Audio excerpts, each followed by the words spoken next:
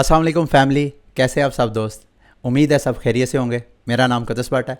इस वीडियो में आपके साथ मैं क्रिप्टो मार्केट जो कि डंप कर रही है उस वाले जो न्यूज़ अपडेट्स वगैरह है वो आपके साथ शेयर करूंगा। और भी कुछ अपडेट्स हैं, कुछ अच्छी इन्फॉर्मेशन न्यूज़ भी है वो भी आपके साथ शेयर करूंगा। लेकिन सबसे पहले कल एफओएमसी की मीटिंग के हवाले से मैंने अपना तजिया पेश किया था। मैंने कहा कि अगर अमेरिका इंटरेस्ट रेट नहीं बढ़ाता है तो मार्केट जो है वो पंप करेगी।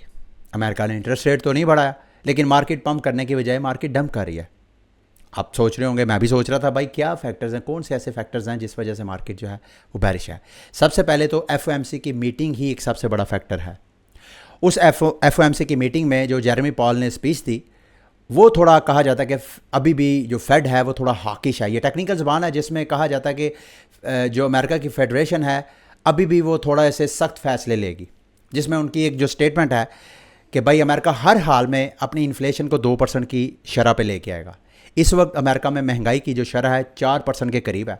इसका मतलब है कि अभी हाफ और कट होगी तो अमेरिका अपने इंटरेस्ट रेट को रिवर्स गियर लगाएगा और उसके बाद जो रिस्क की मार्केट्स हैं उनकी चांदी स्टार्ट होगी। लेकिन एक और स्टेटमेंट कल ही के बयान में जो जेरेमी पॉल ने दी, शायद वो भी एक वजह थी मार्केट को डंप करने वाली। उन्होंने कहा जी अभी भी इस साल में, यानी 6 माह रहते हैं इस साल को, अभी 2 बार और इंटरेस्ट रेट बढ़ाए जा सकते हैं। वो 25 बेस पॉइंट यानी 0.25% भी हो सकता है या वो 0.5% भी हो सकता है। तो इस वजह से मार्केट में एक तो ये फैक्टर मुझे नज़र आता है। दूसरा ऑब्वियसली कुछ एक्सपर्ट्स का मानना यह है कि पहले ही पता था, मोर देन 70% असेसमेंट यही थी कि अमेरिका इंटरेस्ट रेट नहीं बढ़ा रहा। तो ये जो न्यूज़ थी ऑलरेडी प्राइस इन हो गई थी, मार्केट ने जितना पंप करना था वो कर लिया था। अब मार्केट मैनिपुलेशन होनी थी। अब तीसरा फैक्टर कुछ लोगों की सोच के मुताबिक कि मार्केट इस वजह से डंप की, ये जो अगर आप स्क्रीन पर नज़र डालें तो बीटीसी की प्राइस 25,200-400 की जो सपोर्ट लेवल है उसको काफ़ी दिनों से होल्ड किए हुए थी, लेकिन कल जो है वो ब्रेक हो गई है सपोर्ट, और अब वही सपोर्ट जो है अब रेजिस्टेंस के तौर पे काम करेगी। क्यों हुई? मार्केट मैनिपुलेशन भी एक फैक्टर है।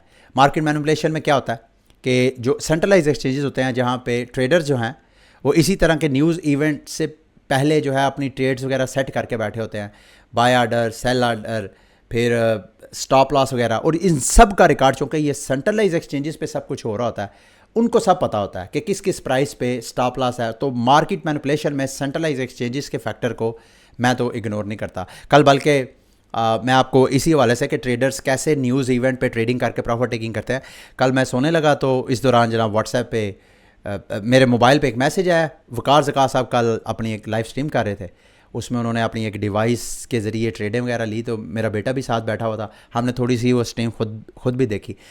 मेरा मकसद आपको बताने का ये है कि ये जो ट्रेडर्स होते हैं, चूँकि मैं ट्रेडर नहीं हूँ, मेरा मकसद सिर्फ न्यूज़ अपडेट्स वगैरह देना, तो ट्रेडर इस तरह की न्यूज़ इवेंट से पहले प्रॉफिट टेकिंग की पूरी प्लानिंग करते हैं, रिस्क लेते हैं। तो इस दौरान जब वो रिस्क ले रहे होते हैं तो मार्केट जहाँ पे वो ट्रेडिंग कर रहे होते हैं वो सेंट्रलाइज एक्सचेंजेस है, तो वो भी मार्केट को मैनिपुलेट करती हैं सेंट्रलाइज एक्सचेंजेस। तो ये जो कल ये जो सपोर्ट ब्रेक हुई है बीडीसी की, उसमें मार्केट मैनिपुलेशन भी एक फैक्टर है, आप इसको भी कंसीडर कर सकते हैं। अब आते हैं मार्केट के अगले बड़ी डेवलपमेंट जो पिछले 24 घंटों से जिसकी वजह से मार्केट में पैनिक नज़र आ सकता है, वो है कर्व फाइनेंस।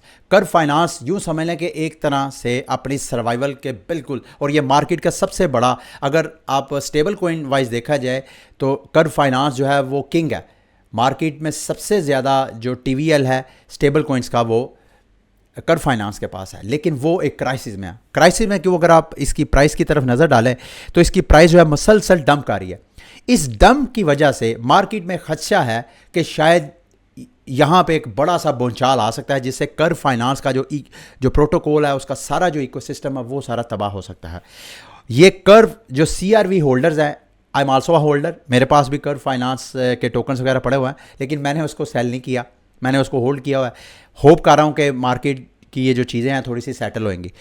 अब मार्केट अगर मज़ीद नीचे क्रैश करती है तो इसके कर्व फाइनेंस के जो फाउंडर हैं उनके हवाले से मार्केट में अफवाह है। मैं एक ये ट्वीट है वो आपके साथ शेयर कर देता हूँ। गांटलेट नेटवर्क ने प्रपोजल पेश किया जिसमें जो कर्व फाइनेंस के फाउंडर्स हैं उन्होंने जो टोकन कहीं पे कोलेटरल रख के जो उधार लिया हुआ है उसके हवाले से प्रपोजल है कि वो उसके बारे में कुछ किया जाए। वो चीज़ें सारी क्या है मैं आपको बताना चाहता हूँ। Curve market is dangerous for आवे, क्योंकि आवे से इन्होंने उधार लिया था। वो कैसे लिया मैं थोड़ा सा आपको बताता हूँ। 306 मिलियन कर्व टोकन में से 90 ही लगा लें, 200 मिलियन कर्व टोकन जो है वो कर्व फाइनेंस में के जो फाउंडर हैं उसने डिपॉजिट किया है और बदले में उतने टोकन डिपॉजिट करके बदले में 63 मिलियन स्टेबल कॉइन्स लिया है। अब आप सोच सकते हैं कि भाई फाउंडर जो है उसने क्यों टोकन जो है वो कोलैटरल रख के, गिरवी रख के, तो उसने क्यों उधार लिया? इसके पीछे भी एक सोच है। फाउंडर कह रहा था जी मेरे पास टोकन है, अगर मैं वो टोकन मार्केट में सेल करूंगा तो मार्केट डंप होगी, तो मुझे तो पैसों की ज़रूरत है। तो उसने उसके हिस्से जितने टोकन थे, अच्छी खासी सप्लाई है, मेरा ख्याल है जितनी इस वक्त करंट कर्व फाइनेंस की सप्लाई है उसका 50% तो उसके पास है। ये अच्छी खासी सप्लाई है। तो उसने सेल करने की बजाय उसने कर्व फाइनेंस पे, जो कि बारविंग लैंडिंग एक प्लेटफॉर्म है, वहाँ पे जाके अपना गिरवी रखे अपने CRV टोकन और बदले में वहाँ से USDT उसने उधार ले लिया स्टेबल कॉइन्स 63 मिलियन का। अब चूंकि जब आप कोलैटरल रख के उधार लेते हैं डिसेंट्रलाइज प्लेटफॉर्म DeFi जिसे बोलते हैं, फाइनेंस से, इस तरह के प्रोटोकॉल से, तो आपकी एक लिक्विडेशन की एक ख़ास प्राइस होती है। मैं सिर्फ आपको समझाने के लिए कि फॉर एग्जांपल अगर आपने $100 का कोई एसेट गिरवी रखा है और $50 आपने ले लिए हैं, तो अगर आपके उस एसेट की प्राइस डंप होकर $50 के करीब आना शुरू हो जाती है, तो वो जो लैंडिंग प्लेटफॉर्म है वो आपका जो कोलैटरल है, आपकी जो गिरवी रखी हुई एसेट है, उसको मार्केट में बेच देगा ताकि वो अपने आप को नुकसान से बचाए, तो आपका अकाउंट जो है वो लिक्विडेट हो जाए। इस सूरत में अगर CRV की प्राइस जो है वो मज़ीद क्रैश होती जाती है तो ये मार्केट में 63 मिलियन की जो ये जो बड़ी ये जो बारविंग है ये मार्केट में लिक्विडेट होगी। इसमें परेशानी क्या है? ये वैसे तो रूटीन में नॉर्मल होना चाहिए।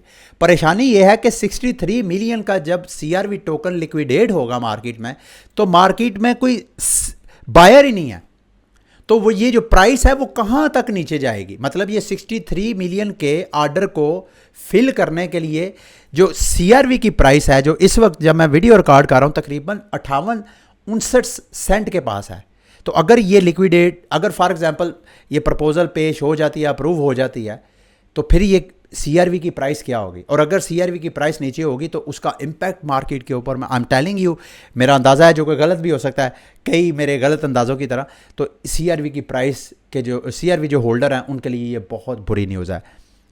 दूसरी एक और बुरी न्यूज़ है मार्केट की, वो भी CRV यानी कर्व फाइनेंस के हवाले से ही है। उसके बारे में अगर आप मुझे ट्विटर पे फॉलो कर रहे हैं, अगर आप मुझे टेलीग्राम पे फॉलो कर रहे हैं, तो मैं ऑलरेडी आप दोस्तों को टाइमली अपडेट कर चुका हूं। अगर आप ये इस वक्त 3 पूल देखें स्टेबल कॉइन का कर्व फाइनेंस के ऊपर, तो DAI, USDC और USDT, इनका एक पूल ऐड है। उस पूल में इस वक्त USDT की रेशो जो है तकरीबन, जब मैं वीडियो रिकॉर्ड कर रहा हूँ तो 73%, ये अब आपको शायद नज़र आ रहा होगा, 73% पूल में USDT है, बाकी 13% USDC और DAI है। अब इससे मसला क्या आ सकता है, पैनिक क्या है? मैं क्यों पैनिक हो रहा हूँ, क्यों बता रहा हूँ? जब भी पूल में हम फंड्स ऐड करते हैं तो पूल में हम 2 या 2 से ज़्यादा एसेट्स को ऐड करते हैं, और जब ऐड करते हैं तो उनकी एक जैसी रेशो ऐड करते हैं। मिसाल के तौर पे अगर मैं किसी पूल में लिक्विडिटी प्रोवाइड करना चाहता हूँ USDT और BTC की, मिसाल के तौर पे, तो $100 का मैंने BTC डालना है और $100 का ही मैंने USDT डालना है, यानी इक्वल अमाउंट डालनी है। अब यहाँ पे इस पूल में चूँकि 3 स्टेबल कॉइन है, तो तीनों की जो परसेंटेज है वो 33% समथिंग, मतलब 100% में से सबकी इक्वल होनी चाहिए थी। अब यहाँ पे USDT जो है वो 73% है। इसका मतलब क्या है? इसका मतलब यह है कि कोई बिग वेल है, कोई बड़ी फर्म है, कोई कंपनी है, या कौन है जो मार्केट को यहाँ मैनिपुलेट करना चाहता है। मुझे इसकी सेंस नहीं है, मुझे इसकी समझ नहीं है, लेकिन ये खतरे की घंटी है। इसका मतलब यह है कि वो इस पूल में USDT बार बार सेल कर रहा है। मैं अब एक डिटेल है भी, कौन सी वेल्स हैं जो मार्केट को मैनिपुलेट कर रही हैं, वो भी आपके साथ शेयर करता हूं। तो वो USDT डंप कर रहा है और दूसरे स्टेबल कॉइन्स को उधर से निकाल रहा है, उस पूल से निकाल रहा है। तो इससे थोड़ी देर के लिए, अब मैं जब वीडियो रिकॉर्ड कर रहा हूँ इस वक्त, दोबारा जो USDT की प्राइस है थोड़ा सा $1 के बिल्कुल पास आ गई है। ख़तरा ये था कि USDT दोबारा डीपैच हो सकता है, तो इसी वजह से मैंने ट्वीट की, टेलीग्राम पे भी शेयर किया कि जिसके पास USDT है उसको प्लीज़ दूसरे स्टेबल कॉइन्स में कन्वर्ट कर लें। मेरे पास जो थे वो मैंने सारे टोकन्स वगैरह बाय कर लिए, मैंने किसी दूसरे स्टेबल कॉइन में कन्वर्ट नहीं किया। मार्केट ऑलरेडी चूँकि डंप हुई थी, तो मेरे पास जितने थे ऑलमोस्ट वो मैंने, जो USDT थे वो मैंने कन्वर्ट कर रहे हैं। जो दीगर स्टेबल कॉइन्स हैं वो मेरे पास अभी थोड़े बहुत पड़े हुए हैं। अच्छा, कौन से प्लेयर्स हैं जी? ये CZ Samson.eth नाम का एक वेल है जिसने क्या किया। अच्छा, इस सूरत हाल में एक अपॉर्चुनिटी भी बनती है, वो मैं आपके साथ अभी शेयर करता हूँ। इससे कुछ अगर आप रिस्क लेना चाहें तो इसको इस क्राइसिस में को आप एक अपॉर्चुनिटी भी बना सकते हैं। अगर आपके अंदाजे के मुताबिक ही मार्केट उस तरह मूव होती है तो आपको अच्छा खासा बेनिफिट उसमें हो सकता है। सबसे पहले मैं ये वो वेल है जिस वजह से थोड़ा सा मार्केट में पैनिक है। इसने क्या किया, इसके पास इथीरियम पड़ा हुआ था 17,001 और 14,001। उसने ये कोलैटरल रखा आवे में, आवे बारोइंग लैंडिंग प्लेटफॉर्म जैसे कर्व फाइनेंस के फाउंडर ने रखा। इसी तरह इस वेल ने 17,000 और 14,000 इथीरियम, 17,000 इथीरियम और 14,000 जो लीडो का इथीरियम है उसका जो LCD है वो वाला उसने रख के तो बदले उधार लिया 31.5 मिलियन USDT। फिर उस USDT के साथ उसने क्या किया, 1 इंच पे जाके उसको कन्वर्ट किया USDC के साथ। अब आप सोच रहे होंगे यार 1 इंच में उसने एक्सचेंज किया, तो इससे परेशान होने की, 1 इंच के पास अपनी कोई लिक्विडिटी नहीं है। 1 इंच जो है ओबियसली ये कर्व फाइनेंस की जो मार्केट है, जो लिक्विडिटी है उसको यूज़ कर रहा होगा। तो उसने USDT डंप किए और USDC निकाले। फिर उसके बाद उसने क्या किया, फिर उसने दोबारा USDT डिपॉजिट किया, उसमें से 10 मिलियन और 21 मिलियन फिर डिपॉजिट किया। और करने के बाद फिर उसने, मतलब देखें, पहले उसने इथीरियम कोलैटरल रख के USDT लिया, फिर उस USDT को फिर USDC में कन्वर्ट किया। जैसे USDT आया फिर उसने दोबारा उधार लिया उस USDC को कोलैटरल रख के, फिर बदले में उसको USDT मिला। तो इस तरह वो USDT को के ऊपर जो है वो यूँ समझ लें कि सेल की वो जो है वो ट्रेड वगैरह पोजीशन वगैरह सेट कर रहा था। उस वजह से मिलियंस ऑफ डॉलर की ये ट्रेड वगैरह वो मैनिपुलेशन कर रहा था। इस वजह से मार्केट में पैनिक है। अब इस क्राइसिस में अपॉर्चुनिटी क्या है, आप आवे या रेडियंट, ये दोनों के लिंक मैं आप इस वीडियो की डिस्क्रिप्शन में आपके साथ शेयर कर दूंगा। यहाँ पे आप जाके क्या कर सकते हैं, इस वक्त थोड़ी देर के लिए इमेजिन करें कि आपके पास BTC है, इथीरियम है, या ये जो प्लेटफॉर्म जो एसेट्स आपको ऑफर करवाते हैं एज अ कोलैटरल, आप अपने वो एसेट्स यहाँ पे कोलैटरल रख के बदले में आप ले लें USDT। उस USDT को किसी और स्टेबल कॉइन में कन्वर्ट करके रख लें। इन केस कि अगर USDT की प्राइस क्रैश करती है, यानी डीप एज होता है वो 90 सेंट पे आता है, 80 सेंट पे जाता है, या जितना नीचे जाता है उतना आपके लिए बोनस है। तो जैसे ही नीचे जाए आपके पास तो और कोई स्टेबल कोइन होगा, मिसाल के तौर पे USDC, तो USDC को आपने फ़ौरन USDT में कन्वर्ट करना है। और जैसे ही आप कन्वर्ट करेंगे, प्राइस अगर दोबारा $1 पैच पे होती है तो वो जितना फॉर एग्जांपल 90 सेंट पे आपने बाय किया होगा तो आपको 10% बेनिफिट हो सकता है। जबकि आपने जो उधार लिया होगा पीछे ऑन एवरेज वो आपको सालाना जो है वो 3-4% से लेके कोई 20-30% डिपेंड करता है कि जब आप बारविंग कर रहे हैं उस वक्त क्या रेशो है। तो ये थोड़ा रिस्की भी है, थोड़ा प्रॉफिट टेकिंग भी है इस अपॉर्चुनिटी में। अगर आप करना चाहें तो आप कर सकते हैं। ये दोनों प्लेटफॉर्म आपको ऑप्शन देते हैं, ठीक है। यहाँ पे आप, मेरा ख्याल है BNB चेन और आर्बिट्रम चेन के ज़रिए कर सकते हैं रेडियंट में, और अगर आवे पे जाएं तो आवे पे मेरा ख्याल है इथीरियम चेन के ज़रिए आप ये वाली जो है एक्टिविटी जो है वो कर सकते हैं, ठीक है जी। आगे आते हैं जी। एक और मार्केट की बुरी न्यूज़ है जी। कोरियन एक ब्लॉकीफाई की तरह का एक प्लेटफॉर्म है डिलियो, उन्होंने भी अपने डिपॉजिट्स वगैरह जो हैं वो रोक दिए हैं। कहा जाता है कि उनके पास 1 बिलियन से ज़्यादा BTC और मतलब 1 बिलियन से ज़्यादा के एसेट्स हैं। ये भी मार्केट के लिए एक बुरी न्यूज़ है। एक और अगर प्लेटफॉर्म जो है वो कोलैप्स करता है तो आपको एक चीज़ मैं बताता चलो, ये क्रिप्टो मार्केट में जो DeFi सारी मार्केट है ये सारी एक दूसरे के साथ किसी ना किसी तरीके से लिंक्ड है। जैसे मैंने स्टार्ट में आपको कर्व फाइनेंस के हवाले से बताया, अगर कर्व फाइनेंस को कुछ भी होता है तो कर्व फाइनेंस के साथ आप कितने मार्केट के और प्रोटोकॉल्स हैं जो लिंक्ड है, तो सब के ऊपर उसके डोमिनो इफेक्ट होंगे, सब के ऊपर उसके इफेक्ट होंगे, इम्पैक्ट होंगे, ठीक है।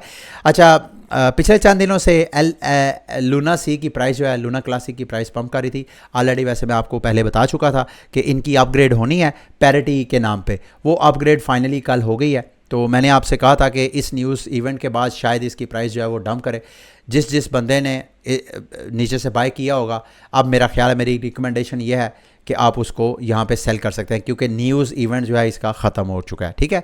आगे मार्केट की कुछ अच्छी न्यूज़ है। हांगकांग ने स्टैंडर्ड चार्टर्ड को और HSBC को कहा है जी कि क्रिप्टो क्लाइंट्स को आप वेलकम करें। आप मतलब हांगकांग ने एक तरह का उनको अर्ज किया है, उनको मोटिवेट किया है कि भाई आप क्रिप्टो स्पेस जो है उसको थोड़ा एम्ब्रेस करें। और जो यूज़र्स वगैरह क्लाइंट्स वगैरह उनको आप सर्विसेज वगैरह प्रोवाइड करें। ये मेरी नज़र में एक बड़ी न्यूज़ थी। अच्छा आगे जी, बाइनांस क्लाउड माइनिंग के हवाले से आप अक्सर मेरे से पूछते हैं। फाइनली बाइनांस ने अपनी क्लाउड माइनिंग की सर्विस जो है वो स्टार्ट कर दी है। इसमें आप क्या कर सकते हैं, इसका लिंक मैं वीडियो की डिस्क्रिप्शन में आपको दे दूंगा। उस लिंक पे क्लिक करें। जब आप लिंक पे क्लिक करेंगे तो यहाँ पे आपने आना है ये वाली BTC के, यहाँ पे आपने हैश रेट बाय करनी है। ये बाय नाउ पे आपने क्लिक करना है। बाय नाउ पे जब आप क्लिक करेंगे तो कितने एक जो है टेरा हैश है उसकी प्राइस 10.72 USDT है। अगर फॉर एग्जांपल आप 10 टेरा हैश बाय करते हैं या 50 टेरा हैश बाय करते हैं तो ये $500 की होगी, या इट ऑल डिपेंड। मिनिमम जो है तकरीबन $11 की इन्वेस्टमेंट है। अगर आप इन्वेस्टमेंट करते हैं तो आपको प्रॉफिट कितना होगा, ओबियसली ये आपने जानना है। तो उसके लिए करंट प्राइस के ऊपर थोड़ी देर के लिए इमेजिन करें, ये 180 दिनों के लिए आपकी ये क्लाउड माइनिंग में जितनी USDT आप लॉक करेंगे, ये 180 दिन यानी 6 माह के लिए आपके ये USDT जो है वो लॉक हो जाएंगे। एक बार आपने इसमें पार्टिसिपेट किया क्लाउड माइनिंग में तो आप फंड्स निकाल नहीं सकेंगे। 180 दिनों बाद जब अनलॉक होगे, यानी आज से 6 माह बाद, तो अगर BTC की प्राइस इसी प्राइस पे रहती है जो कि 24,943 है, तो आपको $500 इन्वेस्ट करने पे सिर्फ $6 का बेनिफिट होगा इस क्लाउड माइनिंग की वजह से। ये बात आपको प्रॉफिट बहुत कम नज़र आ रहा होगा। आप इस प्राइस को साथ वॉच करेंगे। 6 माह बाद BTC की प्राइस कहाँ होगी? BTC की प्राइस क्या 24,000 पे होगी? I don't think so. मुझे तो लग रहा प्राइस ऊपर होएगी। तो मैंने खुद भी पार्टिसिपेट किया। अगर आप कहते हैं तो मैं अपना भी यहाँ से देखता हूँ कि मैं आपको दिखाऊँ। हाँ, माई ऑर्डर्स मैंने भी यहाँ पे अगर आप देखें तो 45 टेरा हैश जो है वो मैंने बाय की थी। ये मेरा ऑर्डर लगा हुआ है और यहाँ पे मेरा प्रॉफिट वगैरह भी आपको शो हो रहा होगा। ये देखें, अभी तक मुझे जो है 0.000619 ये मुझे अभी तक प्रॉफिट मिल चुका है। तो अगर आप करना चाहें क्लाउड माइनिंग, अक्सर आप मेरे से पूछते हैं मुक़द्दस भाई क्लाउड माइनिंग कहाँ से हम कर सकते हैं, तो ये वो वेबसाइट है, ये वो प्लेटफॉर्म है जहाँ पे आप क्लाउड माइनिंग की आपको अपॉर्चुनिटी मिल सकती है।